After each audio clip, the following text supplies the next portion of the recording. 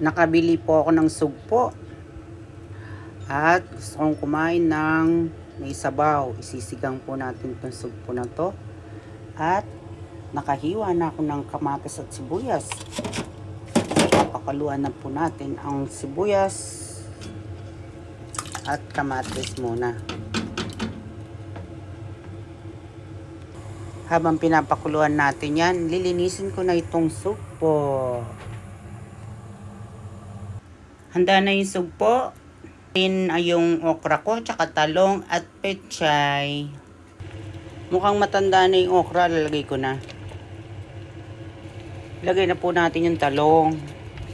Marami na naman akong gulay maglalagay nito. Lagay ko na rin yung pechay. Parang sinahugan ng hipon yung sinigang na gulay. Parang labigtad. Yan. Maya-maya, ilalagay ko na yung sugpo. Yan. Medyo malambot na po yung ating gulay. Ilalagay na po natin ang ating sugpo. Marami yan.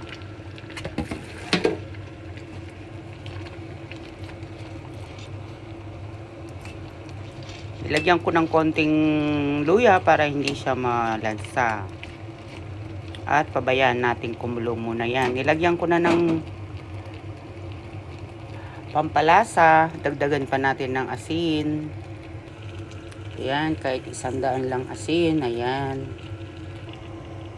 Madali lang maluto yung sugpo ba to o hipon. Malaki naman siya sa hipon. Pero sa sugpo, malit naman siya. Katamtaman lang. Lapit na po siyang maluto.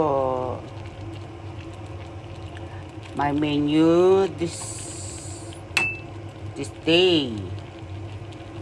Ang aking menu for today, sinigang na sugpo.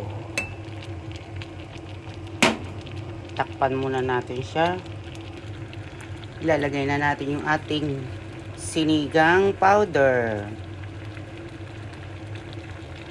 Siyempre, tinanggalan natin sa ating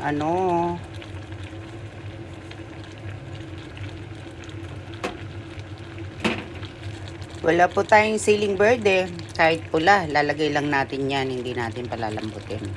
Luto na po, pwede na tayong kumain. Ano kaya ang lasa nito?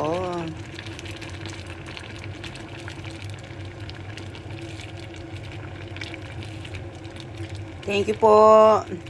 Luto na po yung sinigang natin. Ayan na, kakain na tayo. Kain na po tayo. Ito yung sugpo. Tikman natin. Ito.